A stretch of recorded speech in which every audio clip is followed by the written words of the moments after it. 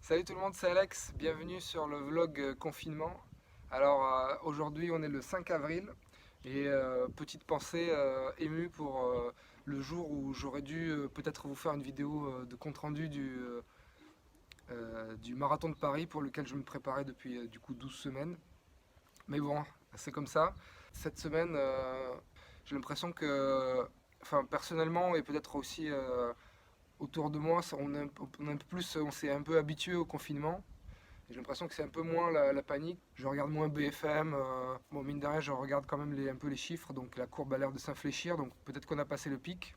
Mais voilà, du côté sportif, justement avec le fait de, comment dire, de retrouver un peu de normalité. Et je vois quand même que les gens font des sorties en respectant les recommandations. Donc moi aussi, voilà, 2 semaines sans courir, c'était trop. Du coup, voilà, tous les 2 jours, je fais une sortie je me suis fait des tours autour de mon quartier. Et donc voilà, tous les 2 jours, je fais ma petite attestation et je fais 1 heure de course comme ça, sans structure, mais pour s'aérer un peu. Et il y a quand même pas mal de monde dans les rues, je trouve. Enfin, pas mal. Donc j'essaye d'esquiver tout le monde. Et figurez-vous que du coup, il y a un copain qui m'a fait tourner le texte de loi précis, le décret sur le fameux 1 heure d'activité.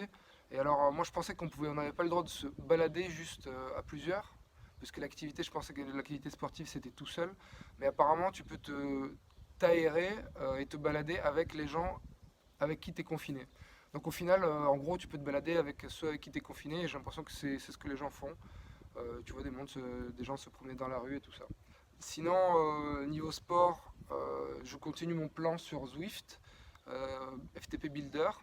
Donc, d'ailleurs, ça fait 2 semaines que je le suis. Un peu depuis le début du confinement, en fait, j'avais pris l'abonnement et je me suis enrôlé sur ce plan FTP Builder. Aujourd'hui, je trouvais qu'il n'était pas assez dur, donc ce matin, j'avais une séance de 1h22 assez dure à faire, une séance tempo du plan. Et j'ai décidé avant de refaire un test FTP, ramp test, et j'ai fait une vidéo en live, vous pouvez la retrouver sur la chaîne. Donc quand j'ai pris Zwift, j'ai fait un test pour savoir où j'en étais, donc j'ai fait 285 watts. Là j'ai fait 288, mais j'ai l'impression que ça a quand même eu son effet et normalement ça recale le plan FTP sur un réglage un peu plus difficile, c'est ce que je voulais un peu. Bon, 3 watts, c'est pas grand chose, mais en même temps, 2 semaines, c'est pas non plus une période sur laquelle on peut vraiment évoluer encore un bénéfice. Euh, voilà, sinon sur le plan sportif, quand même aujourd'hui, donc dimanche, il y avait 2 courses virtuelles qui étaient avec des pros. En fait, vous le savez, les pros sont confinés aussi. Et du coup, si avant sur Zwift et les autres plateformes, on avait de temps en temps des collaborations, des pros qui étaient là, un peu des pros de seconde zone ou quoi, là, là, on a des courses vraiment avec les vrais pros du circuit qui essaient de se donner à fond. Et notamment, il y en avait une, c'était Tour de Zwift, une étape du Tour de Zwift avec l'équipe Canyon et l'équipe Alpecin.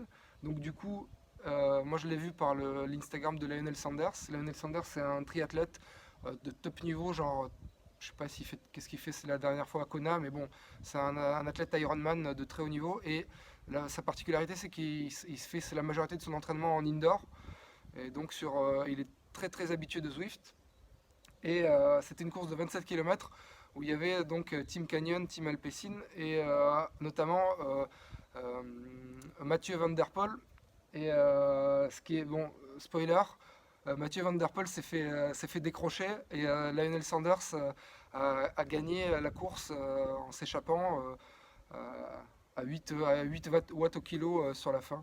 Et c'était marrant de voir un peu le public cycliste qui connaît pas trop je pense qu'il connaissait pas trop le personnage et le triathlète, le monde du triathlon, et le fait qu'il soit avantagé parce qu'il connaît déjà la plateforme et il est habitué à s'entraîner sur home trainer. Et, euh, et même en général, la réaction que tu avais quand tu regardais ce live, c'était genre ah mais quoi Parce qu'il faut savoir, sur une course Zwift, tu as des power-up, tu as genre un fantôme qui te rend invisible pendant 10 secondes pour faire une échappée incognito, tu as un boost aéro et tout ça. Et les gens, ils comprennent pas, genre, quoi? On est sur une course de professionnel avec tous ces power-up, je comprends pas. Enfin, perso, je connais pas trop Zwift à fond encore et tout, ça fait 2 semaines que je suis inscrit, mais je connais quand même un petit peu. Et moi, je trouve ça bien. Enfin, personnellement, c'est ce qui fait que c'est du e-sport, quoi, parce que c'est le même jeu auquel tous on peut participer, on peut avoir les mêmes power-up. Moi, je trouve ça rigolo. Il faut pas le prendre comme la même chose qu'une course dehors, puisque t'as pas comment dire, le skill de manier ton vélo, t'as pas tout ça, t'as juste les watts, t'as un capteur de puissance, et puis c'est tout. Et je pense qu'ils s'en rendent pas compte. C'était la semaine d'avant, il y avait comment il s'appelle? Je sais pas si Barguil. En gros, ouais, des pros, d'autres pros qui se sont plaints, qui se sont fait décrocher, mais parce qu'en fait, ils sont pas habitués, et ceux qui sont pros sur Zwift, ils ont beaucoup plus l'habitude. Et c'est quand même un effort, j'en ai déjà parlé dans les vidéos qui concernent le capteur de puissance, c'est quand même des efforts qui sont pas tout à fait pareils. Souvent, d'ailleurs, la FTP est différente. Il y a genre, je sais pas moi, 5, peut-être entre 3 et 5% d'écart de FTP si tu es sur un trainer ou si tu es sur dehors. Parce que l'effort n'est pas tout à fait le même, les muscles, les groupes de muscles et la récupération qui est possible, c'est pas tout à fait les mêmes. Donc voilà. Et c'était marrant de voir tout le monde ne pas comprendre, mais qu'est-ce qui se passe là? On est en train de regarder quoi? Mathieu Van Der Poel se fait larguer. Donc du coup, en gros, ça invalide complètement le concept. Il devrait tout déchirer, donc c'était marrant. Ouais, aussi, il disait quoi? On peut avoir, on peut faire une course professionnelle sans casque, parce que dans Zwift, on peut choisir d'avoir juste une casquette. Donc c'était marrant de voir les réactions. Et donc l'autre course, c'était le Tour des Flandres virtuel. Donc pareil, il y avait pas mal d'équipes, quelques équipes pro et des bons coureurs qui ont participé au Tour des Flandres, qui évidemment n'a pas pu avoir lieu à cause du coronavirus. Et là, c'est Greg Van Avermaet qui a gagné sur une échappée.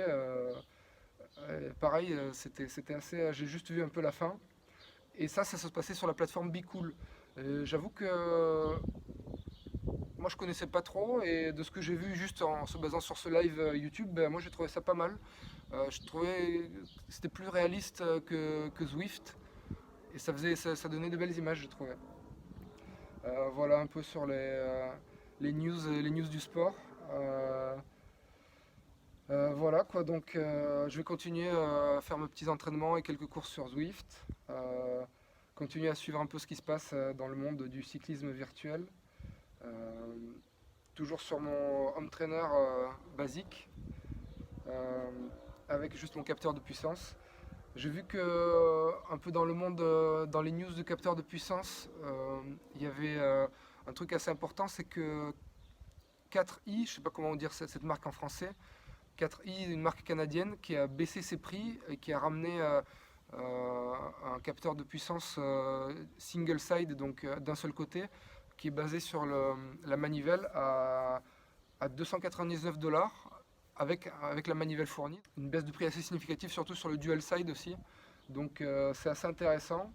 On va voir si les autres constructeurs de capteurs de puissance vont répondre. Bon, même si par exemple Assioma, ils sont déjà très bien positionnés, mais peut-être que ça va déclencher encore une baisse des prix sur les capteurs de puissance.